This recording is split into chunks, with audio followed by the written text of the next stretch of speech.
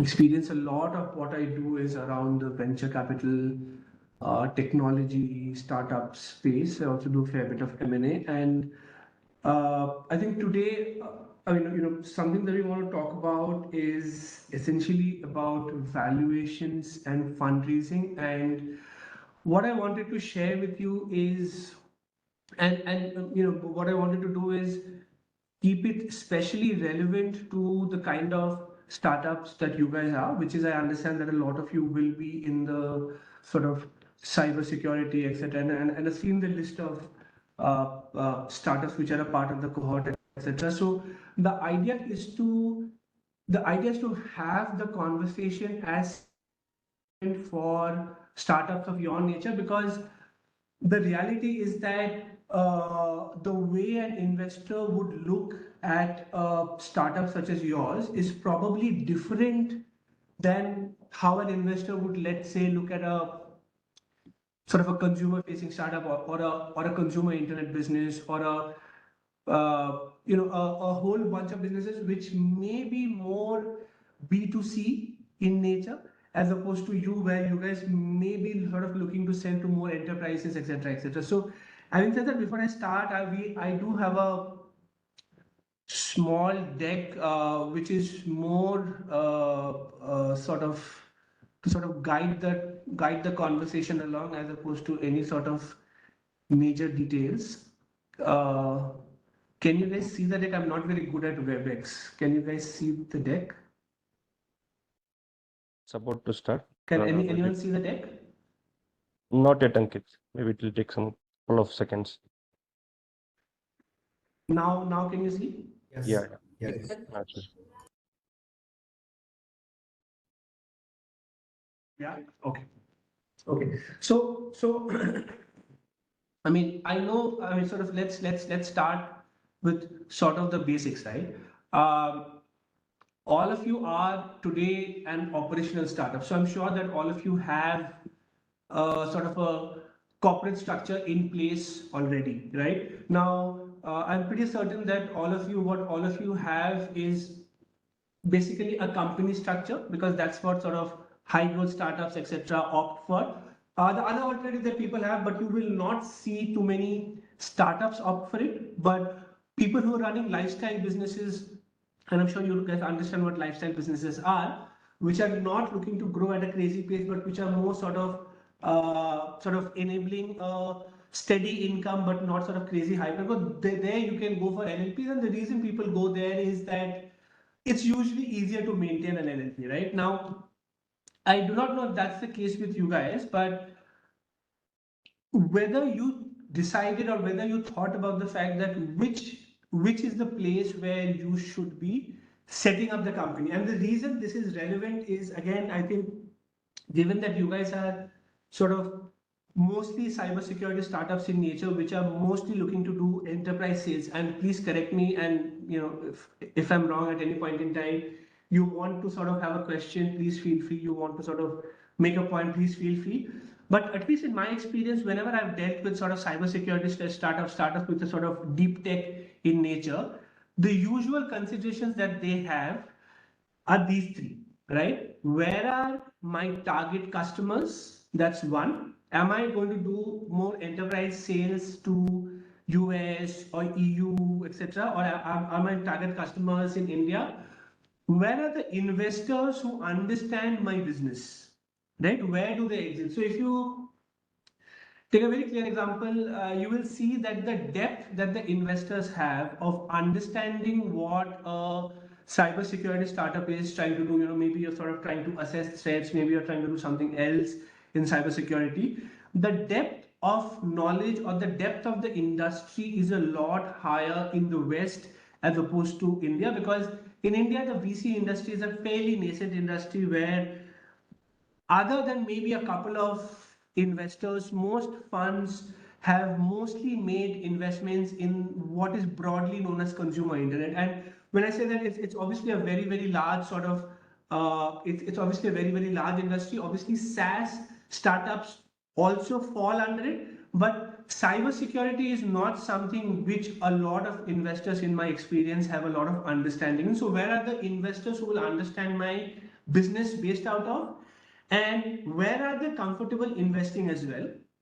And the third question is that what are my long-term goals as a company? Maybe it's an acquisition, maybe it's a M&A opportunity, maybe it's a IPO exit, right? Especially if you're looking to raise venture capital, it will have to be one of these, right? So which is the market which is going to be most relevant for me when I am looking at any of this, whether it's an M&A opportunity, whether it's a, IPO, etc., etc. Again, the answer is that the Western markets, like if you just do a comparison of the number of sort of enterprise SaaS businesses which are listed in the US versus the enterprise SaaS businesses which are listed in India, which is as of now probably one or zero, right? So again, that's another factor that is in the mind of startups, because these two things mostly, because the first one, which is where are my target customers, it's easy to solve for that even if you're an India holdco company, because you can always have a subsidiary in, say, the US or whatever, UK, France, etc., whatever, depending on where you're trying to sell. But where are my investors, and which is the jurisdiction in which I am most likely going to get a most optimum exit, because these markets have seen enough of these exits, etc. Is something which is relevant, and maybe I do not know if it's been a thought in any of your minds yet, but maybe at some point it will come. So, I'll sort of continue on that. So, other than India, the most other two popular jurisdictions where sort of cybersecurity startups or deep tech startups tend to have a holdco in, and this does not necessarily need to be on day one or day zero when you're starting the company, because when you're starting the company, a lot of people sort of start with India because that's where the founders are, that's where the team is, etc., etc. But fairly quickly, within a few months, less than a year, maybe within 2 years, a lot of them tend to prefer to flip outside, right? And some of you may have heard the term of what flipping means. It's nothing but you have an entity in India, you have a product, maybe you have a business in India, but you decide 6 months, 12 months, 18 months, 24 months down the line that, hey, the guy who's sort of who will lead my next round is most likely going to come from the US, or most of my customers want to do business with the US company, and there's a bunch of reasons for which I need to now move my business to the US. However, I will still have an India company. It will be a holdco subsidiary sort of a structure. I will still have an India company where most likely the large sort of part of the engineering team, etc., will sit. But as a company which is the jurisdiction where I am sort of domiciled, the answer is either Singapore or the US. Right now, I'll not go through. I mean, it's on the screen, so I will not go through in a lot of details why people look to sort of opt for US and Singapore. US mostly because it's better access to investors and customers, right? They understand the sector, especially sort of cyber security, etc. And the other thing that sort of works in US's favor is that it is relatively much simpler compared to India to raise funds, especially at an early stage, right? So those are the two reasons. But of course, the US has higher tax rates, as some of you may know, some of you sort of may have figured it out. Singapore, in that sense, doesn't have the same depth that the US has, because obviously the US venture capital industry is probably at least 60, 70, 80 years old, right? So it's got many more decades as compared to India. So that's something to sort of keep in mind. Again, Singapore, the other sort of advantage is that from a tax perspective, it's a fairly relaxed structure where there are no capital gains tax, etc., etc.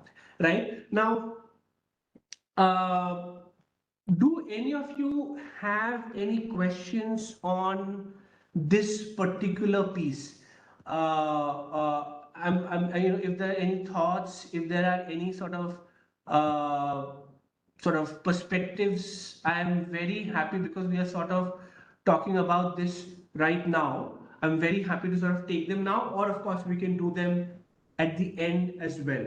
So, So, I have one small question. So, is Europe not the preferred destination like Germany or Switzerland, or their tax rates are difficult, or the paperwork is more difficult over there?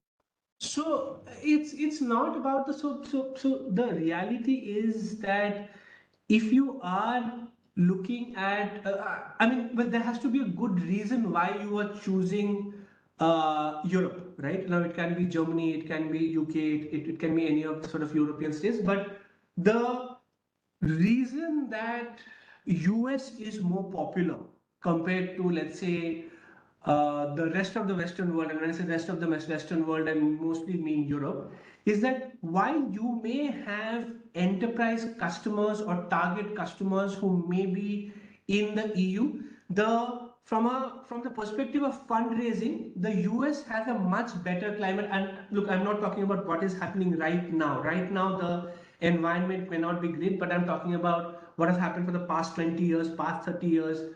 How has the sort of venture capital funding industry been, right? The European venture capital industry is actually fairly nascent compared to the US. So again, you are not only having a holdco in the US or EU only because your customers are there. That you can very easily solve for by having an India company and that having a subsidiary in Europe or that having a subsidiary in the US. But it's more the second question. Is it the question is where are the investors who have in-depth knowledge of my industry? That is why while you will see some maybe cybersecurity startups, maybe the founders are from Europe, etc. But it's not a popular destination, at least for Indian founders, to set it up in Europe. Okay, thank you. Sure. Any other thoughts, any other questions on the setting What's up your piece or the flip? perspective on Middle East, particularly UAE?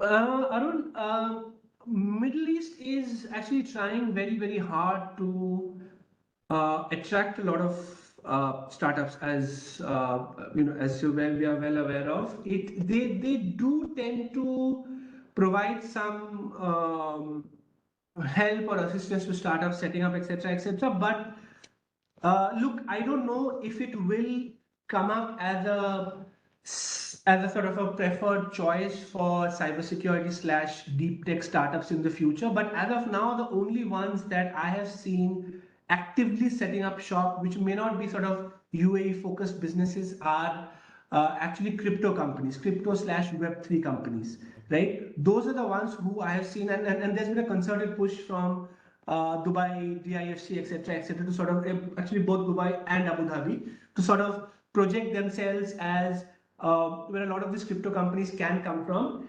And we actually do a lot of work. I mean, other than India, both in the US and in Singapore. So we are well aware of what is going on through the founder's mind at the time of maybe not setting up the business, because they usually set it up in India, run it for a few months, get to some kind of a maybe some traction, maybe some PMF, and then they sort of think that okay, now I need to flip. But till now, at least these kind of startups have not been the preferred choice for. I mean, rather UAE has not been the preferred choice for cybersecurity kind of startups yet. Okay, understood. Thank you. Ankit, Abhishek Ankit, here. sorry, go ahead. Go ahead. Hi, hi Abhishek. Hi. So I have a question which is mostly around what is right in terms of setting up, what is ideal? Uh, Making a international entity as a subsidy or being a subsidy of international entity in case one of us wants to set up either in Singapore or US, what do you suggest? Look, Abhishek, that's a tricky question, because as you may have seen, there is a lot being written in the papers, etc., about how Indian founders setting it up in the US or Singapore or anywhere outside India is a bit of a wealth drain. I wouldn't say brain drain, because the brain is still here, but it's a bit of a sort of a wealth drain. It's a bit of uh, wealth creation outside the country, etc., etc. So those are all points, and you will probably see a few fairly prominent venture capitalists also expressing this opinion in newspaper columns, interviews, etc., etc. So, but look, at the end of the day, purely from the perspective of you, Abhishek, like what are you trying to do? You are trying to build a big, successful company which will probably sort of outlast you and sort of go on to become an institution, right? Now, the the the the choice that comes up in front of a founder is that, or what he has to answer is that the business that I'm doing, and let me take an example, right? I mean, I don't know exactly what your company does, but let's assume that you are a company which is trying to sort of preempt malware attacks or cyber security attacks on large sort of corporate networks. Right? Let's assume that's the business that you are in. Now, the reality is that firstly, you are very, very unlikely to find large customers who would be willing to pay for a service such as this in India, primarily due to the fact that, as I'm sure a lot of you know, it is exceedingly hard to sell any kind of SaaS products to Indian corporates, right? That's just the reality, right? I mean, it's not a legal point. It's just the commercial reality of the market. That's just the way the world exists. That's just the way the Indian companies are, right? Other than maybe sort of super successful and large products like say a Microsoft or a Salesforce or a Google, it is very, very large for sort of smaller SaaS players to sell to them because they're just not willing to pay. So most likely your customers are outside because they're also the attacks are a lot more and they understand the value of something which can predict that an attack is happening basis, let's say patterns which are emerging, etc., right? Now the second question is that what are the odds that an investor here will actually understand the business that you are trying to do? If you look at most of the, and again, I'm assuming you're an early stage company. Let's say you are a pre-seed, seed, series A, not beyond that, right? You're at that stage. The chances of a VC or a venture capital fund having a thesis in cybersecurity, understanding this space is actually very, very rare. So the question is not what is ideal, what is right, etc., etc. The question is very situational where you say, hey, in this world today in 2023, I think the chances of my company succeeding more, the chances of me raising funds, selling, etc., etc., selling my product, etc., etc., is much more if I incorporate in the US, right? So it's not a black and white answer to say, hey, this is right, this is not right, etc., etc., but it's more a question of what do you think is best for your business. Typically, these are the factors, right? And beyond the point where your customers is not the most pressing factor because you can always be a India headquartered company and you can have a subsidiary in the US. That's perfectly fine, right? And there are a lot of, maybe not in the cyber security space, maybe not in the internet digital businesses space, but there are sort of large traditional companies, whether it's the Tatas, whether it's the Adanis, whether it's the Birlas, they have all subsidiaries outside, they all do businesses outside, right? So it's basically a function of all of these factors, and to be very, very honest, because there's usually a cost associated with flipping the company from outside India. Usually what we see the flip happens is just before a funding round is going to happen. So what happens more often than not, at least that's like probably 90% of the clients that we deal with where a flip is happening, is a startup has pitched to a US VC. A US VC has said who has never invested in India. They will say that, look, we are very happy to sort of lead your seed or lead your series A, but you need to be a US entity. The only reason for that is that we understand how the US startup ecosystem works. We understand how documentation works, how the legal system here works. Now, I do not want to reinvent the wheel for myself being the VC, and understand everything, how everything happens in India. Hence, my request is, can you please set up your holdco here? If you want to keep the team in India, that's absolutely fine. That's not a problem. You keep your engineering team in a company in India, that's absolutely fine. But can we please set up the holdco in US, let's say, for example, as an example, and then I'll also help you with other introductions to other VCs, etc., etc. That is usually the point of time where most companies will say that, okay, now this guy is writing us a $2 million check.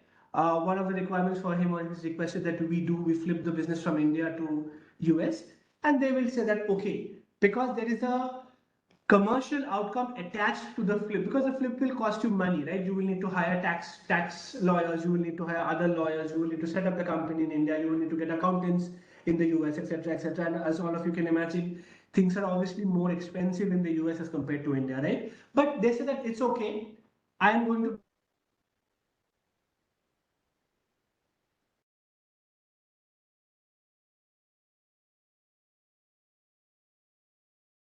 Oh, Ankit, we lost you. yeah, I think we same have a here, bad right? connectivity. Let's hold for some time. that Shiva Prasad has a question. Yeah. Ankit, you are back, I believe. Yeah.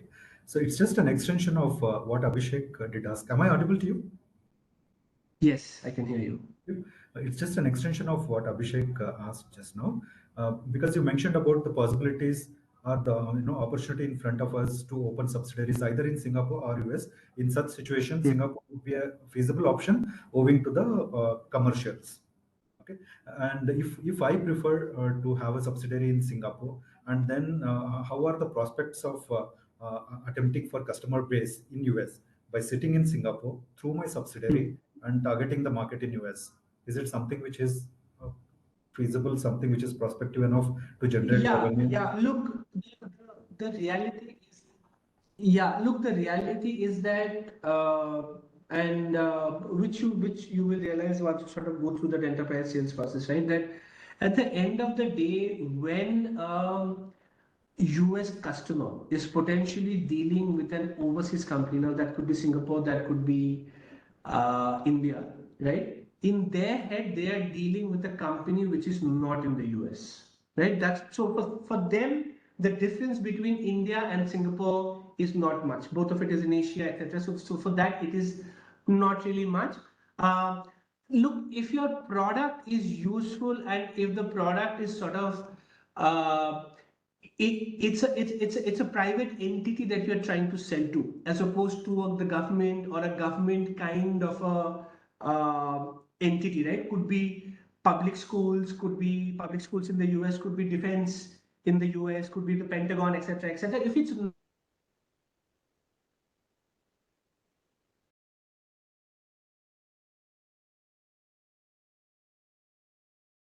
We lost Ankit again. Will it be some?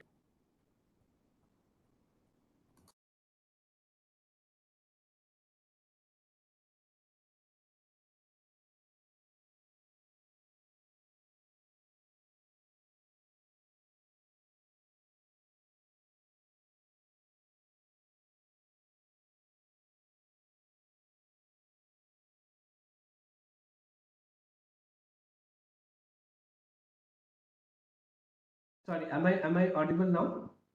Yes, Ankit, you are audible. Yeah, Ankit, you're please go. Okay, I think maybe my network. Let me stop the video 1 second.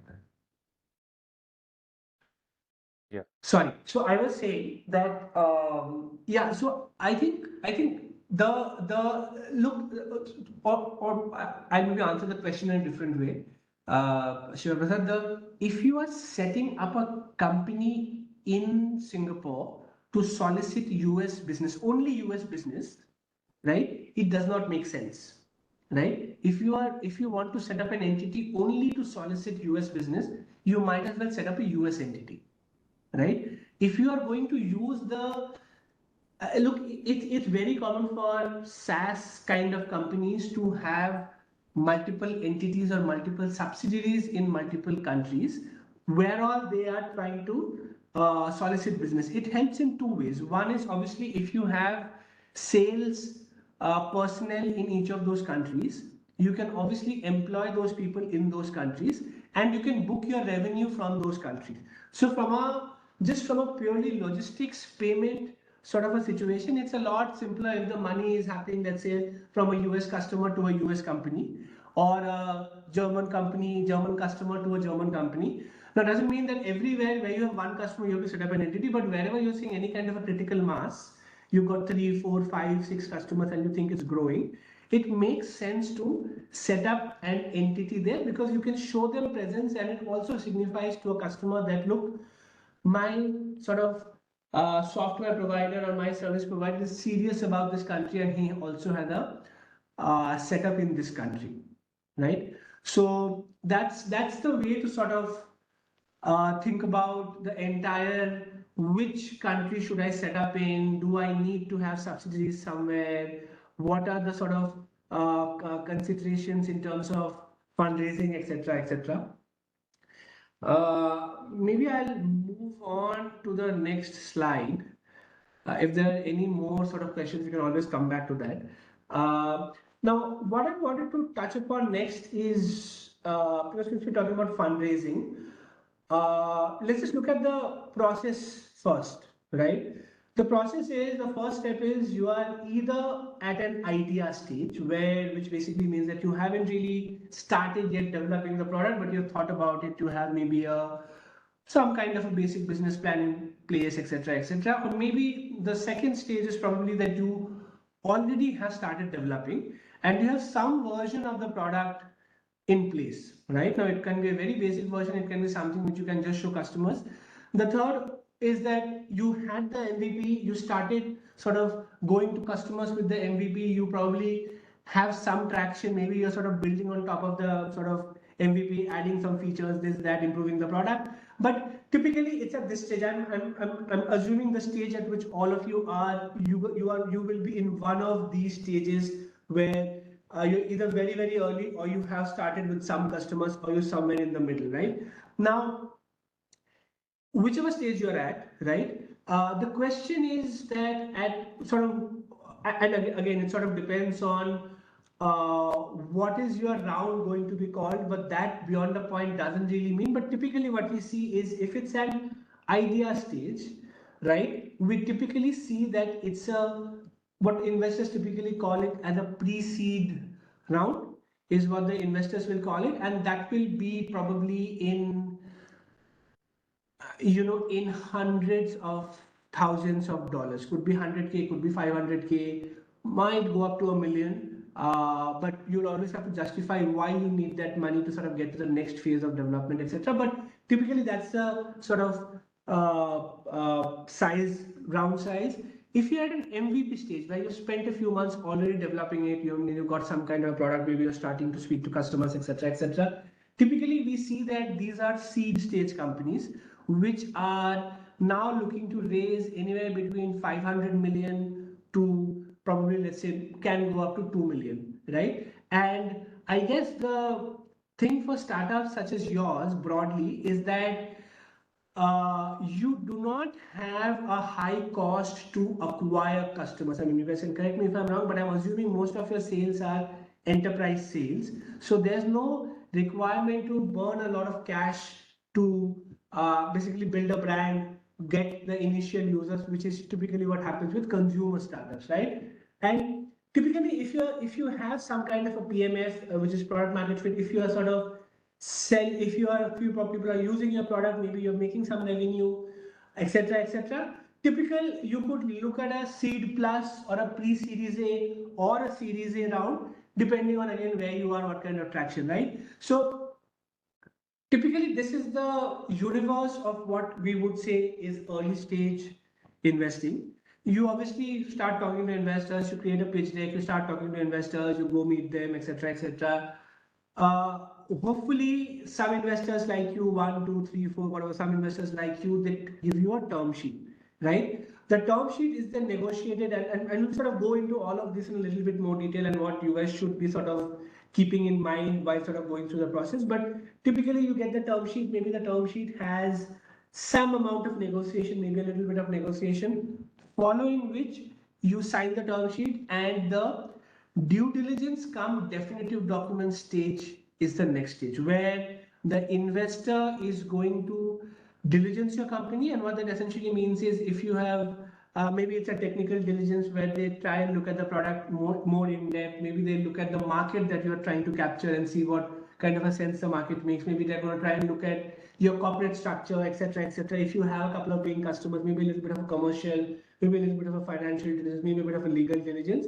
But at an early stage, the diligence isn't really a very, very deep process, because there's not a lot to diligence in the companies. At the same time, you're probably negotiating the definitive documents, which is probably if you're doing it in India, it's probably a share subscription agreement and a shareholders agreement. And we will sort of come later to what other instruments can you issue, etc., etc. But typically, once the diligence is done and the documentation process is sort of been negotiated and finalized, you have execution followed by closing. In between execution basically means you sign the documents. The documents are not signed, which means the documents are not final and signed and agreed between the parties. There are a few conditions which you will need to fulfill before closing happens. Closing is basically the step when you receive money in the bank, right? So broadly, this is the process that you will go through in each fundraising round. The process doesn't really change even if you're a later stage company, even if you're a series A, B, C, D, E sort of a company, even if you're in sort of growth capital at a later stage, the process typically remains the same, right? Now, let's maybe spend a little bit of time talking about valuations, right? Now, it's a frequently asked question that, hey, how do I get to a valuation? Should I even have a valuation in my mind when I start fundraising conversations, right? Now, the first thing to realize is that, especially in early stage companies where I'm assuming zero revenue, maybe you have a product, maybe you don't have a product, all you have is an idea, maybe you started developing the product but you don't really have any customers, maybe you have also started getting some customers, but obviously very, very early stage, right? It is not, I mean, forget it being an exact science, it's not even an inexact science, it's an art, right? Valuations are an art, which basically means, think about it this way, the value of an object is in the eye of the beholder. So when an investor is looking at you, is looking at your company, there are certain sort of factors going on in his or her mind, right? And typically those are the factors which will determine your valuation, at least in an early stage. Now, at a seed, pre-seed,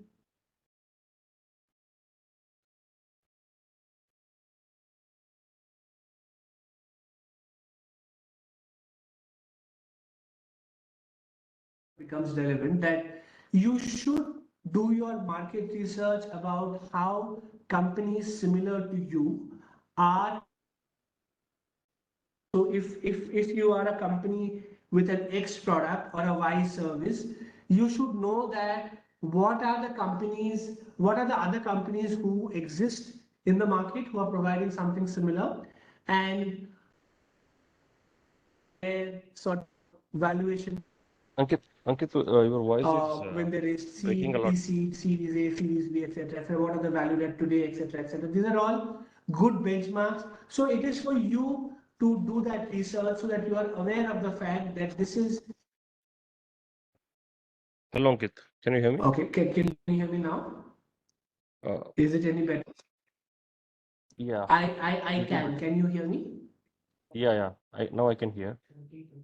You Yeah. you We lost you can you hear a me? bit in the Sorry. I yeah, don't we know. I lost a think bit there's in the last something. 2 minutes. So if you could just repeat it in Okay. uh, I'll what you said. Yeah, Yeah, I'll that will be. repeat. I'll repeat. So what I was saying is that as a founder, it is essential for you to have a sense of the market, for you to know that what are the other potentially my competitors or who are today my competitors, and what were their values when they raised a seed round, when they raised a series A round, when they raised a pre-seed round, when they raised a pre-series A round, etc. So that you know globally how a company such as yours was valued throughout its life cycle.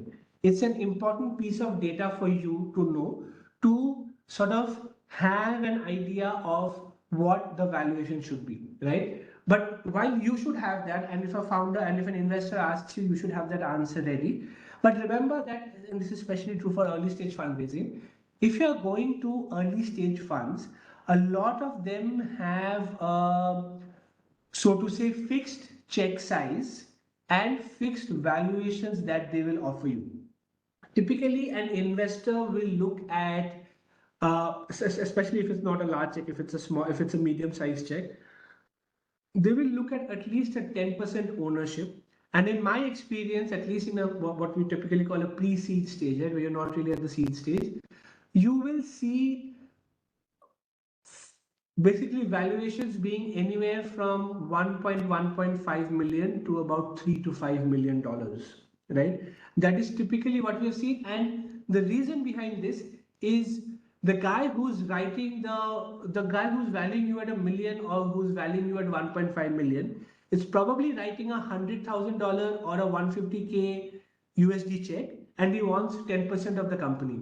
Or the guy who's valuing you at $3.5 million is probably writing a 350K check and wants a 10% ownership. So typically, especially in pre-seed kind of rounds, that's that you will be looking at roughly at 10%, and that might just determine what your valuation is. And I actually know a bunch of funds who will, and this is again pre-seed, who will usually tend to stick to these kind of valuations, right? Similarly, at a seed stage, your especially for companies who do not have a lot of CAC in customer acquisition costs, etc., or in acquiring new customers, you would typically see them raise anywhere between a million to 1.5, maybe stretching up to 2. Typically, I have seen 2 million is being raised by sort of consumer companies who sort of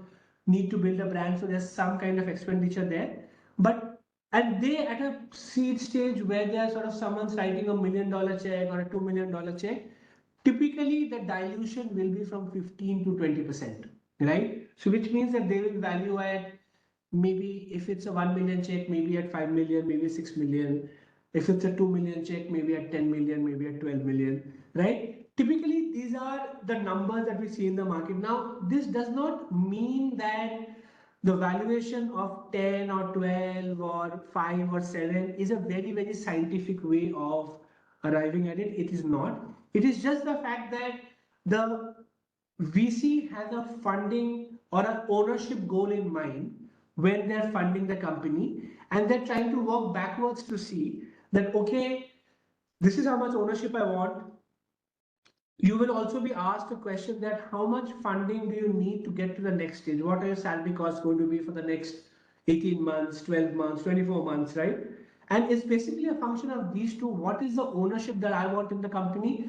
How much funding does this company need? Let's say you are a pre-seed stage startup, right? What is the what's the funding that the company needs to get to a seed stage, to get to the next round of funding, right? And these two these two factors are probably the biggest factors, right, which go into determining the valuation of a company. It is got very, very little to do with the actual potential of a company, because you also have to realize that someone who's putting in money into a company at a $5 million or a $10 million valuation, of course, it's a super duper early bet.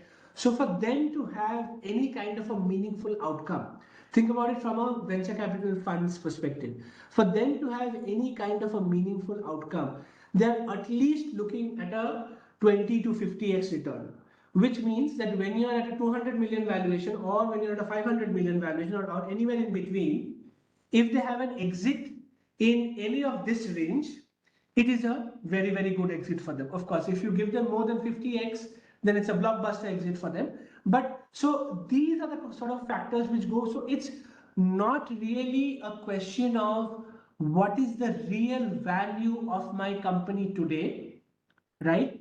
It's a combination of these factors which will decide what your company is being valued at that point in time. The real valuation metrics will come up at a much later point in time, when once you have revenues, etc., etc. There you will see that, okay, if you have a 10 million ARR, maybe you're getting a 30 times, 40 times of that valuation, right? I mean, it keeps fluctuating. A lot of it depends on where the listed markets are, especially in the US, with where is Salesforce trading, where is, the other companies which are similar in nature trading. But at this stage, especially an early stage, which is pre-seed, seed, Series A, pre-Series A, it's a very, very sort of an inexact science where you're basically depending on these factors. Now I know that uh, Actually, I don't know, but are there any questions around this area that any of you would like to ask at this point in time before we sort of go more into the process of what all you should keep in mind when looking at a term sheet and funding, etc.? I'm happy to answer any questions that anyone may have, specifically on the valuation bit. So, Ankit, I had one question. So you said that anything before pre-series A, the maximum equity or the ownership startup should ideally be shedding is 10%, right? Could go up to 20% also if you are raising from any of the institutional VCs. Let's say you're raising from Sequoia, you're raising from Lightspeed, you're raising from any Axel, Nexus, etc. Any of the institutional VCs. Their ownership goals are typically 15 to 20% if it's an institutional VC, right? So if you're raising, let's say 2 million, your valuation will be, let's say, 10 million, right? 2 out of 10 is 20%, might be 12 million also, might be 11 million, 12 million, but roughly 15 to 20% is what you should be prepared for in terms of dilution. Okay, okay. Or even in the first place, I have kind of doubt if early stage startups, maybe in the series like in pre-seed, people should be going for VCs. The ideal, I'm just saying, ideal way is to go to an angel or somebody so that we would not have to give up any of our equity. What's your So thought on that? it really depends on how much money are you looking to raise, right? If it's let's say 100K, 200K, 300K, 400K, I think if you are raising only from angels, unless you go to a very, very large number of angels, right? You are Right. not going to be raising more than, let's say, 200K, which is about 1.5 crores roughly, Correct. right?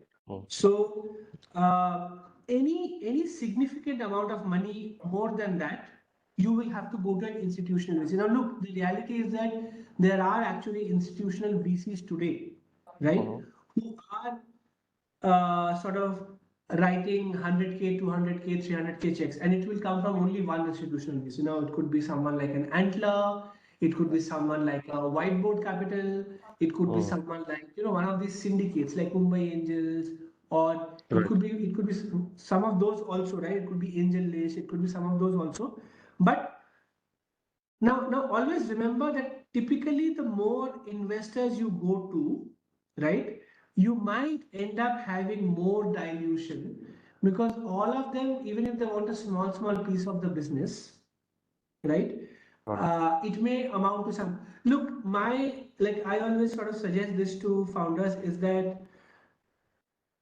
do not be super frugal with dilution at an early stage. If you are able to create a big outcome for yourself, right? The fact that you diluted 3% or 4% or 5% extra in your initial 2 rounds is not going to make much of a difference because your personal outcome, right, is still going to be very, very large. If that means you get a good set of advisors, if it means you get a good set of VCs who have a good network who can help you either with customers or with the next round of fundraising, it's probably okay to dilute that extra 2% or 4%. That's something that I always advise to founders. Thank you. Any other questions, anybody? Yeah, so I have one question here. So see, we are generating revenue and we have already raised one round that is under Startup India Seed Fund scheme. And the current revenue is 70 lakhs something. So what should be the valuation of the company? Because we are talking to some investors here and we need to raise the round so that we can grow like further. So what should be the valuation we should think of and how much we should dilute? And we are looking for some 15 Understood. CR as of now. So 70 lakhs is you're basically, so when you say 70 lakhs revenue, do you mean annual run rate? Yeah, that's our ARR, annual recurring revenue. That's what we have booked till now. And the current pipeline You is are somewhere around raising 14 15 CR. Yeah, we are looking for 15 CR. And the current sales pipeline is around 14.2 CR. Sorry, are you a SaaS business, Utkarsh? Yeah. you're a SaaS business. So when you say pipeline, do you mean like this, like 14 CR could be your ARR in the coming months? Is that Yes, what you yes, mean? yes, yes, yes. So we are talking to multiple customers here, and like all these discussions are going on. They are on various levels. Some of them are on So POC stage, some your of them are current on, run rate is understood. yeah. Understood. So your current revenue is 100K, but you think that could very easily be 2 million ARR if sort of you execute well and a few of these orders get converted and become your customers, Yeah. right? Yes, yes. Look, I would tend to think that look again, what I'm telling you, Utkarsh, is a lot from experience as opposed to me being a valuer actually, or me being a VC. It's more about what I see in the market, etc. But I would tend to think that if you have a 100K annual run rate as of now, as we speak, your valuation should definitely be. I would tend to think 15 million to 20 million is what I would tend to think, which is And basically a 15 to 20 how you're times coming multiple. up with, yeah, how you're coming up with this valuation? Like it's I just am 70 coming or up there with is this 100 valuation around USD. 15 to 20 x. Mm-hmm. Uh, Okay. 15 to 20 uh, is the multiple that I'm applying. Okay. So one investor that we are talking, they are also open for 20x of a revenue. But like as of now, it's like 70 lakhs, right? So 20x of 70 lakhs will be somewhere around 14 crore. So with that thing, if we go with like we raise like 15 crore, we have to dilute 50% of the company, which we are not open at this stage because things are like pretty much positive at our end. And one more thing, like we need to do the So hirings because like a lot of work is there and we are I like understand. just three I people understand. working here. So look, what you have to essentially sell to them is the fact that look, it's 20, sorry, it's 100K on the basis of what we've done, and look at the pipeline that we have, right? Mm-hmm. So while you obviously can't take 2 million as the pipeline, Mm-hmm. right? Because some of it will not come through. But you will basically have to convince them that look, there is a certain amount of conversations at a fairly final stage, so you cannot consider just the 100K because that's actually all in the past. That's actually already done. You basically Mm-hmm. have to convince them to take some of your what is in your pipeline, not 100%, but some of what is in your pipeline in the calculation. Because obviously, I mean, look, you should tell, I mean, no VC will expect you to raise at a 50% dilution, of course. Yeah. More than 20% dilution, anyways, I don't think like it's usual. Mm-hmm. So how much we should dilute like for 15 So CR? look, multiple ways, right? Like, and I'm just throwing out numbers at you. Maybe you take it at 500 CR, 500K, and then do a multiple on that, Mm-hmm. right? Then maybe your valuation is 10 million, right? Mm-hmm. If you do 20K. So sorry, if you do 20x. So it's a conversation that you have to have with the investor and say that look, it obviously doesn't make sense to dilute to the extent that you are talking about. I Mm-hmm. will be only be the market standard is a 20% dilution, and that I am happy to take, Mm-hmm. right? So it essentially has to be a conversation along those lines. Okay. And then they have to agree to a number which is midway. Now, maybe it's not 20%, maybe it's 25%, which to my mind is also okay, right? Mm-hmm. If it's let's say 8 8 million post money valuation at which we are at which we are raising, it should be okay. But Mm-hmm. it has to be something. I mean, look, no founder is going to dilute 50% of their business. That like literally makes no sense. Now, whether it's 20%, whether it's 25%, because the funding environment is generally a bit down right now, that is a conversation that you will have to have. But yeah, I would tend to think that like you make it clear how much dilution you are okay to have and how much flexibility you have on that, and let the conversation go from there. Hmm. And what like can the investors like how to convince the investors for safe notes? So I So think that you are is, an India company, right? yeah. Actually, you are an India company, right? So look, in India, there is no concept of safe notes, right? In Okay. India, you can do something called a convertible Debenture. note. Okay. Yeah, debentures. Yeah, Mm-hmm. debentures or CCDs or debentures or convertible note, which will essentially convert when the next funding round happens, Mm-hmm. right? And that can happen at a certain amount of discount to the next round, let's say 20 or 25% discount to the next round. You can also have a Mm-hmm. cap for Mm-hmm. that, right? You can also have a cap. So let's say, I'll give you an example. Let's say you say 20% discount or 10 million cap, right? Now, let's say you raise 2 million at this value. Mm-hmm. Uh, Now, let's say your next round happens at a 20 million valuation, Mm-hmm. right? So a 20% discount to the 20 million valuation would basically mean 16 million is the discounted price, whereas the cap is 10 million, Mm-hmm.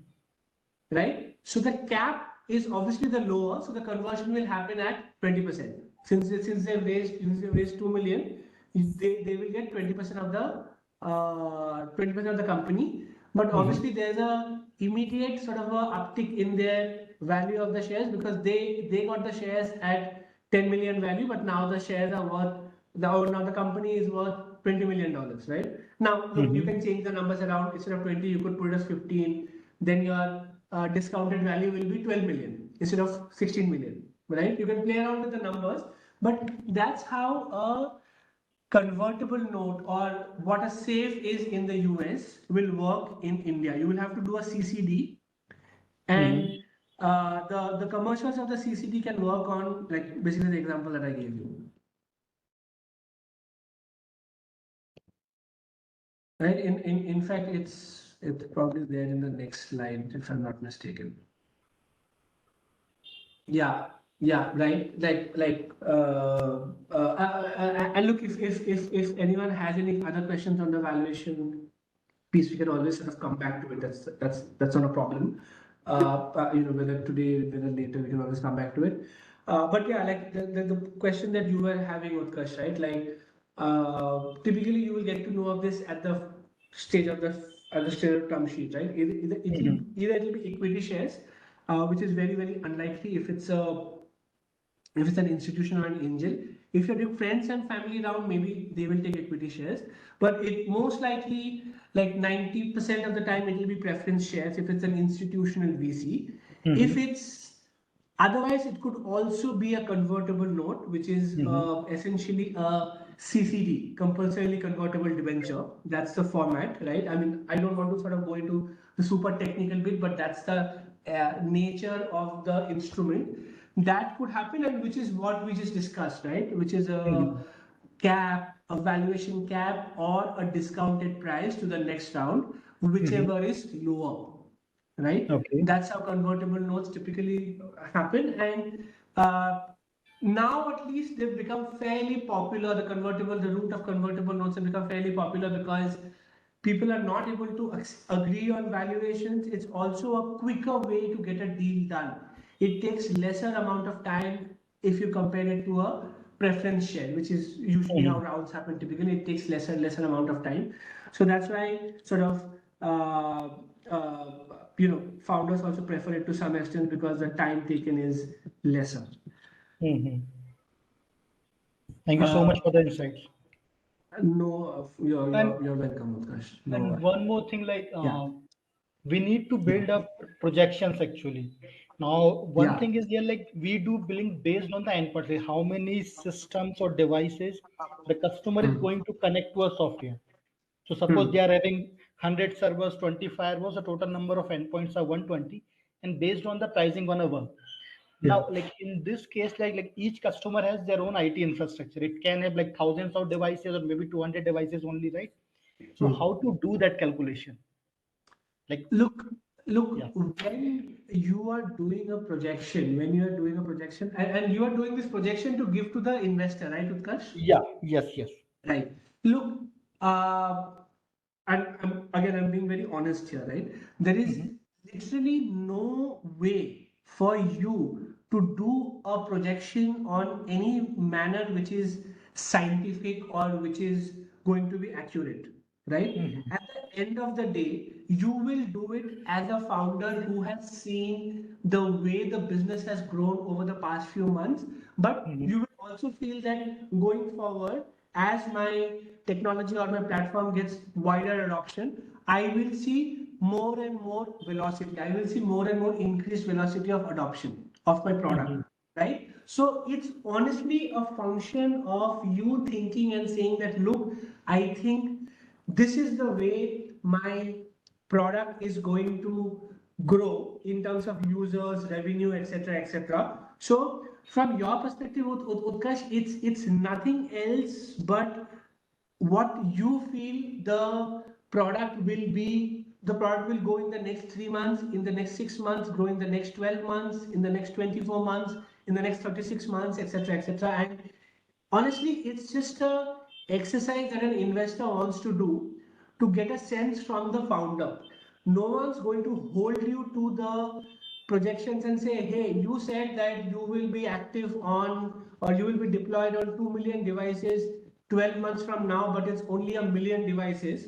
Mhm. At the end of the day, everyone understands that it's speculation about how the business will do, Mhm. right? So there is no scientific way for you to project it, other than, of course, you're, as founders, I'm sure you're all sort of optimists. You all sort of have more exuberance, maybe than even what is healthy, right? But you need that as a founder.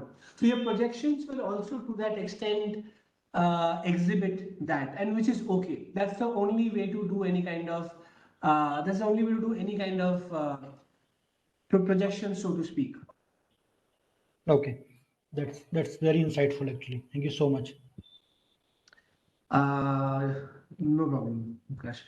Okay, so now what I'll do is I'll just quickly sort of go through some of the terms that you may see in a term sheet typically, right? We've already spent a little bit of time talking about the sort of type of instrument, right? The next thing that you will typically see, especially if it's an early stage, pre-seed, seed, Series A, is a concept called vesting and locking. Some of you may have already seen it if you have raised Yeah. funds, some of you may have read about it.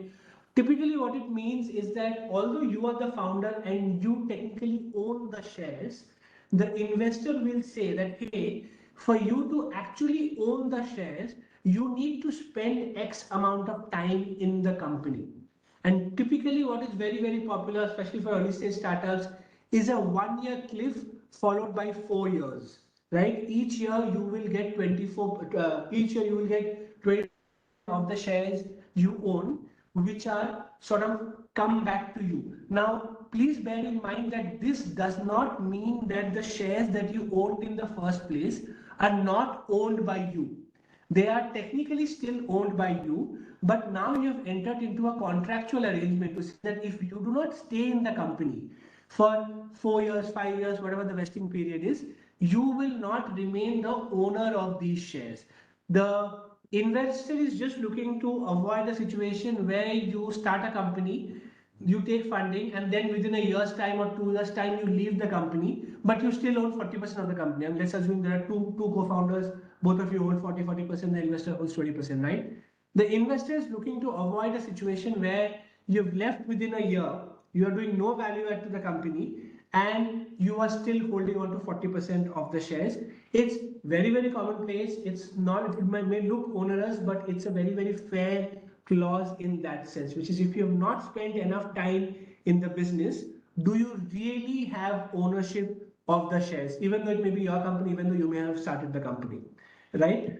Uh, Similar to vesting, vesting is lock-in, and lock-in basically means, in the simplest sense, that your shares are locked in. You will not be able to transfer the shares till XYZ event. Could be an exit event, could be the investor gets an exit, could be a bunch of things, but that's essentially the construct. Uh, the next point is you will see the construct of the boards, especially institutional investors might ask for a board seat. A lot of them do want the right to appoint a board seat, but a lot of them do not want to appoint a board seat, especially if it's an early stage startup for various reasons. But something that you want to be conscious of, because always remember that with that 20% or 25% or 15% of dilution that will happen at each round, you will also have one board member who will be added each round, right? Usually the lead investor will ask for a board seat. So it's a good practice for you to sort of start thinking about it. You may say that, hey, I'm too early, let me just take the money, but good to at least have some kind of a thought process in your head about how you want your board to look 2 years, 3 years, 2 rounds, 3 rounds, 2, 3 funding rounds down the road. It's something worth sort of being knowing and being conscious of. Transfer restrictions and shares. So maybe I'll take a couple of concepts together, right? So along with the lock-in, which was sort of the second point after the instrument, there's transfer restrictions on shares, and then look at the last point, which is a liquidity pool, right? Now, typically what will happen is, although you may have a lock-in on the shares or transfer restrictions on the shares, and transfer restrictions are usually can be a couple of types. One is, like I said, that a cut, so sort of a carte blanche that you cannot transfer your shares at all. The second could be that if you want to transfer your shares, you offer some kind of a ROFO, right of first offer, which basically means that if it's your share and I have a ROFO on your share, which means that if you want to sell it, first you will come and offer those shares to me. If I want to buy it, I will offer you a price, let's say $100 per share. You can either take that price of $100 per share, or you can sell outside, not to me but to a third person, at a price which is more than $100 per share, right? That's what essentially a right of first offer or ROFO means. Similarly, there's a concept called ROFR, ROFR, or right of first refusal. Again, let's say your shares, I have a ROFR on your shares, you want to sell them. If I have a ROFR, what that means is, you go to the market, you get a price, let's say $100 per share. You have to come to me and tell me that, hey, Ankit, I'm looking to transfer X number of shares.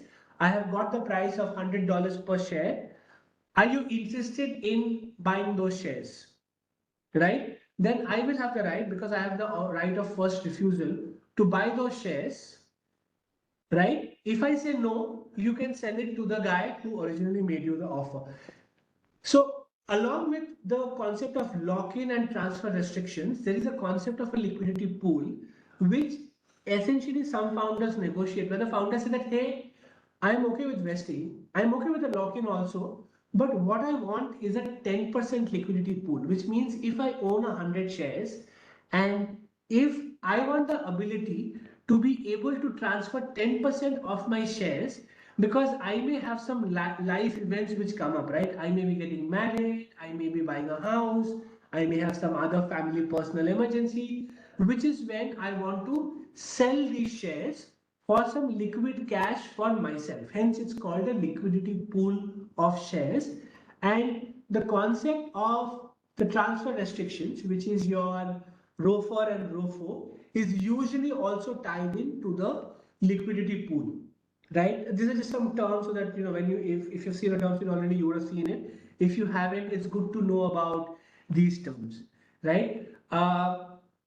Exclusivity is a term which an investor will ask for. An investor gives you a term sheet and then says that, hey, I want exclusivity for 30 days or 60 days or 90 days, which basically means that in 60 days or 30 days or 90 days, he will sign the definitive documents, and you cannot go speak to other investors during that period to solicit investment, which basically means that because he's making a commitment to you, he also wants commitment from you that you will not go shopping for other term sheets from other investors. Again, it's a very, very usual clause. Information rights clause, typically the investor will ask for some information about the business of the company, about any major events about the company, standard thing. you should be happy to give it to them. Reserved matters or veto matters are certain things which typically institutional investors want, not really angels. Typically, veto matters or reserve matters mean that for some important decisions or for some important actions in the company's life, you'll have to come to the investor and seek prior approval. This could be pivoting your business to something else, starting a new line of business, selling your business, any kind of a related party transaction, especially governance is a big deal for venture capitalists, etc., etc. It could be some key decisions that they would want you to take their permission before you can proceed. Liquidation preference in its most basic form basically means that because they are investing in the company, they have the right to first take money out in case there is an exit event which is happening. Now that could be an M&A, that could be a secondary sale, that could be an IPO, whatever it is, but they have the first preference to liquidity, hence it's called liquidation preference, in case a exit event or something is happening. What's the last one? Anti-dilution. Anti-dilution basically means that let's say you raise money today at $10 million and tomorrow you do a funding round which is at less than a $10 million. Let's say you do it at $8 million. Anti-dilution basically means that they will get the right, the investor will get the right to get certain extra number of shares as if their funding round, which actually happened at 10 million, also happened at 8 million. It basically gives them a downside protection in case the company goes through a downturn. This is especially relevant. Given the fact that now that the markets are sort of not doing as well as they were doing in 2021 or 2022. Some of these anti-dilution processes are now getting triggered, right? Broadly, try and ensure that, especially if you have foreign investors in an India company, there are some rules and laws for you to abide by, something called the FDI policy, etc., which the RBI comes up, etc., etc. You need to ensure that your structuring is done in a manner that is compliant with all of that, right? I will quickly sort of go through this. In the diligence process, remember that while you may have a set of lawyer, you may have a set of CA accountants, you may have a set of company secretary who's doing various things for your incorporation form filings, etc. It's good to have them organized in the cloud, in folders, so that when someone asks for documentation, it's very easy for you to sort of give access to them to those documentation. It's best done if you do it in a disciplined, regular manner, as opposed to trying to scramble once the investor tells you that, hey, I need the documents, because invariably you will miss out on documents, and that does not create a good impression, or actually it creates liability issues as far as the investors concerned vis-a-vis you. I would say it's very, very sort of important to have experienced counsel on your deals who are negotiating your deal docs, because if you have read legal documentation, you will see lawyers have a habit of sort of making even simple things sound convoluted on a piece of paper, and it's very, very important for people to understand what is it that you're signing up to. In your negotiations, pick your battles. Know what is critical for you, what is an absolute non-negotiable for you, and always know that any kind of a negotiation, at least with most reasonable investors, will always be a give and take. There will be some things which they will be very, very keen on from an investor's perspective, but you also need to protect yourself. You also need to know what is important for you and what is not, and you need to be able to ask for those things. You give up some, you get some, but it's important to have that clarity in your head, and importantly, not take a fatalistic view that, oh, things will go wrong, things will go bad, etc., etc. Procedural aspects, there will be a bunch of covenants, there will be a bunch of obligations. I'm talking about the last point and the third last point here. Look at them and agree to them very, very carefully. The reason I say that is because you may think that, hey, there are 10 obligations here, it's fine. Let me just agree to this because I just want the deal to be done and to be across the line, right? But remember that even if you breach one covenant or one thing that you were supposed to do, even if you breach one timeline, technically you've breached an agreement and there are consequences to that. So it is important to understand and prepare for what you need to do. That might mean you need to get in place, not a CFO, but some kind of a finance guy, some kind of a finance controller in place, because he can have ownership of this. As founder, you will typically not have the time or the energy to track what you needed to do on a monthly or a quarterly or a 6 monthly basis in the agreement, right? So it's important to know what you're signing up to, and it's important to sort of have that understanding. Again, whether it's your counsel, whether it's your CA who sort of helps you run the business, they will help you with that, but it's important to understand. And the last thing is that while you should not be too obstinate or too sort of strong in your opinions, remember to hold your ground. Remember that they are as interested in funding your company as you are interested in taking money from them. They are not doing you a favor. They are investing in your company because they think this company can tomorrow give a 5x, 10x, 20x, 30x, 100x return, right? Because their money is external money. They have raised money from their investors who they need to return it to.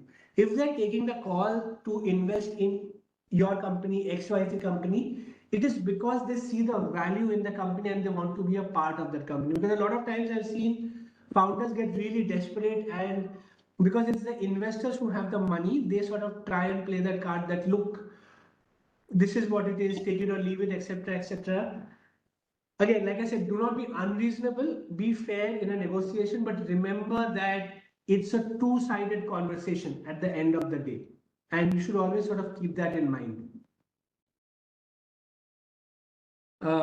Okay, I think post-closing obligations we'll talk about. Okay, this is a bunch of things that you'll probably need to do. I sort of quickly, we don't have a lot of time. I'll quickly go through these. Between signing your agreement and closing, there will typically be 5, 6, 10 things that you will need. A lot of them are procedural in nature, especially if you're a company and you're issuing preference shares, etc. You will need a valuation certificate from a valuer. You will need a bunch of forms which need to be filed with the Ministry of Corporate Affairs.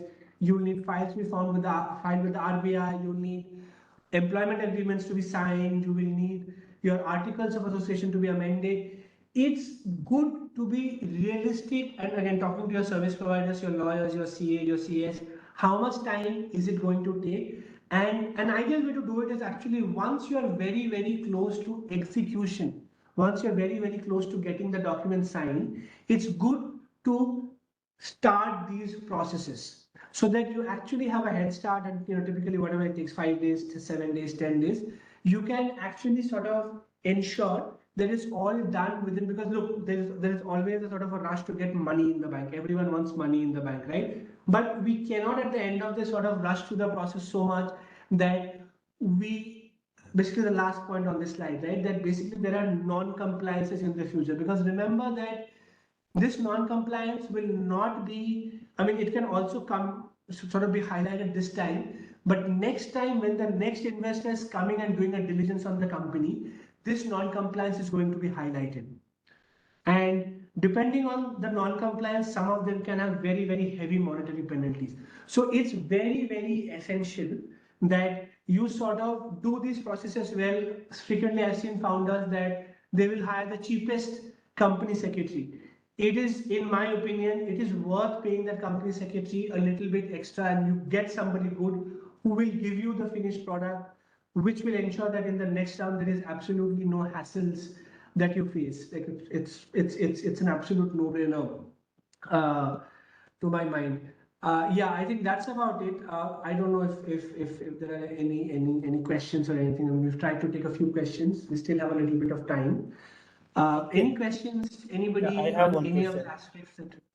Yeah, Abhishek, go on. Yeah, so there was in one of your slide as a note you have written that deal structures to be legally compiled for foreign investors. What does it mean?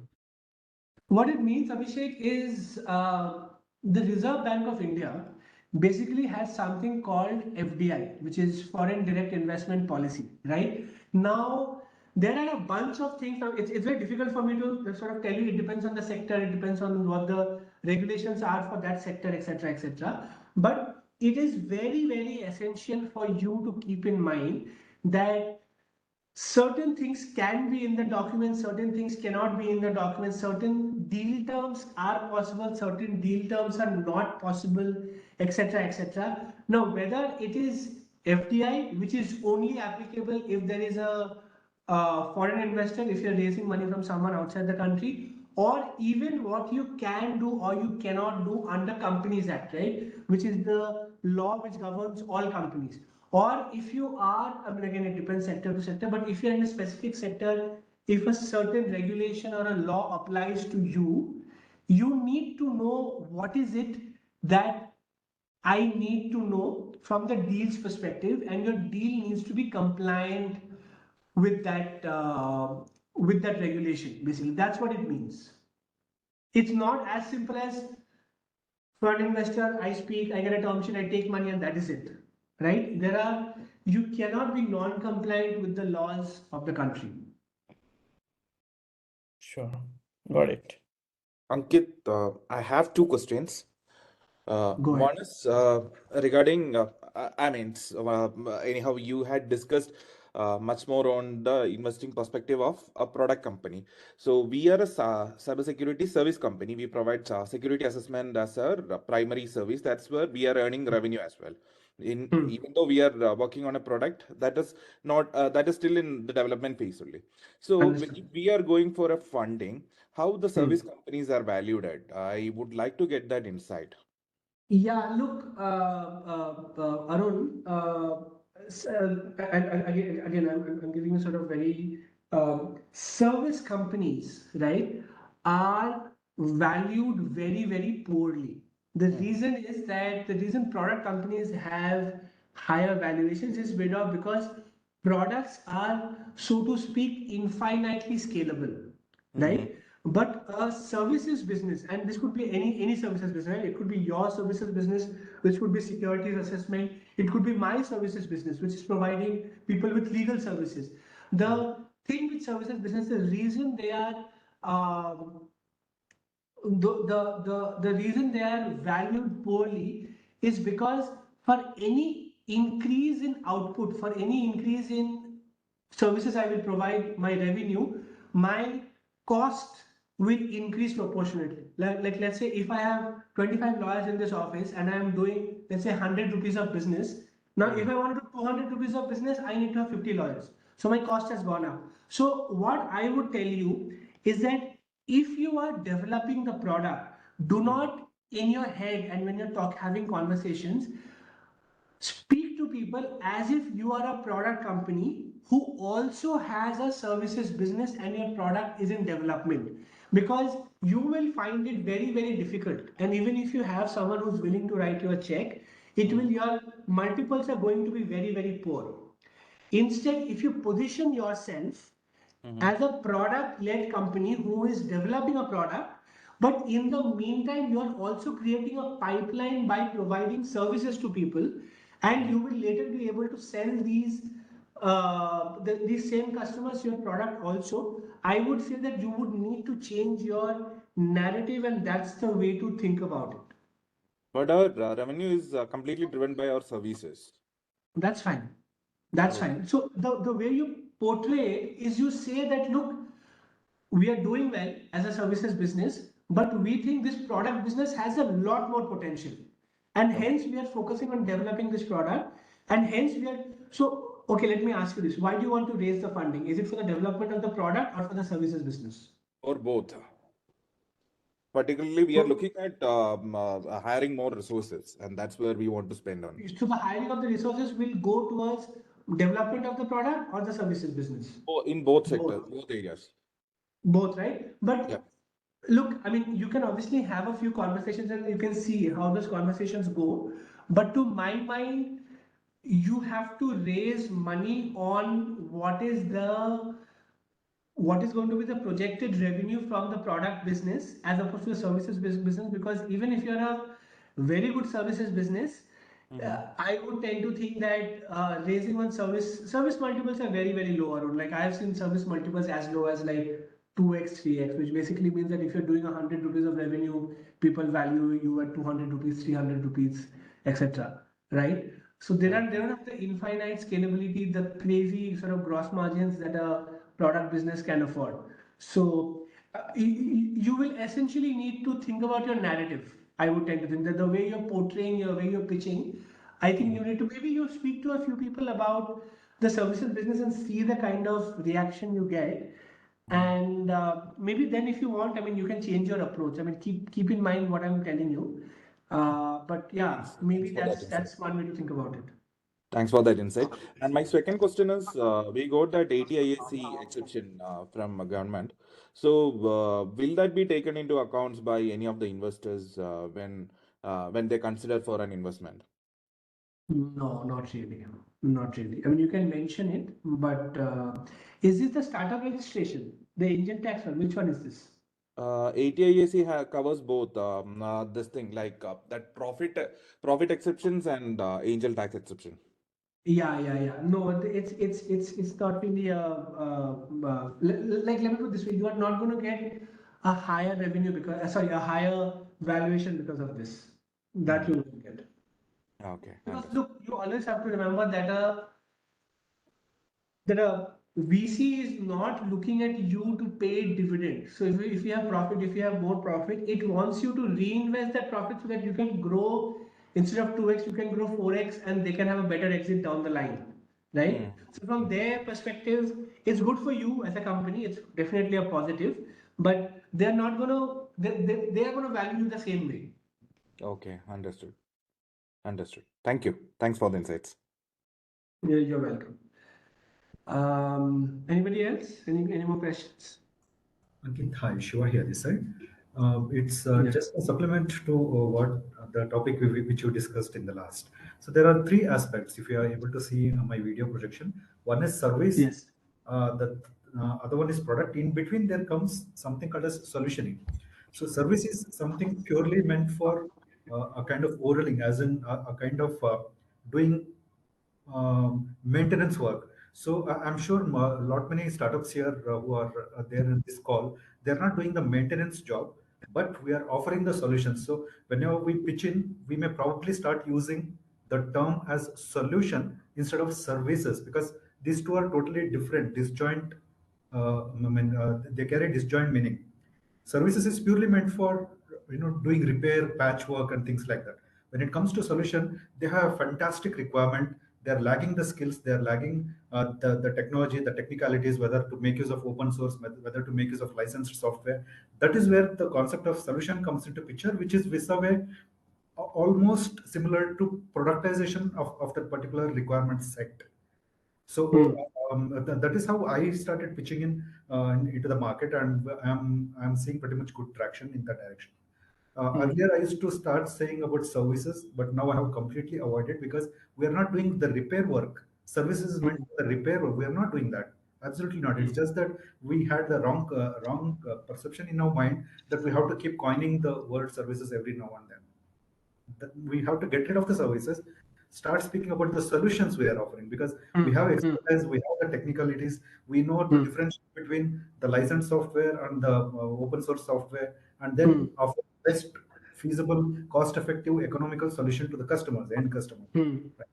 So solution is almost like a 50% of product. That is how you're going to get clicked. Yeah. Understand. No, exactly. I absolutely agree with you, because look, it's just because you also have to understand that when you speak to an investor, he is trying to come to a snap decision in a few minutes, right? Whether he wants to hear more, whether he wants to have a next meeting, etc., etc. And if you see, services businesses are typically not funded, right? If you see everything, so you're absolutely right. The way to project it, and that's what I was telling Arun also, that the narrative has to change, right? The narrative has to change, that look, we are building this product which we think will be XYZ, it has this potential, look at the market, look at the TAM, look at the use case, etc., etc. At the same time, we are also using our resources for some services clients that we have.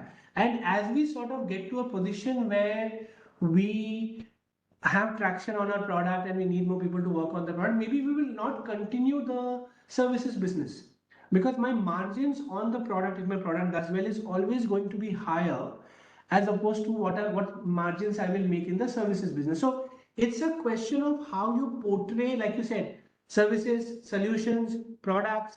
You do a mix of two, you leave out services. So I absolutely agree with you that that's the way to sort of look. Maybe nothing changes internally in your business, but what you're doing is you are changing the narrative when you're having a conversation, and that's very, very important.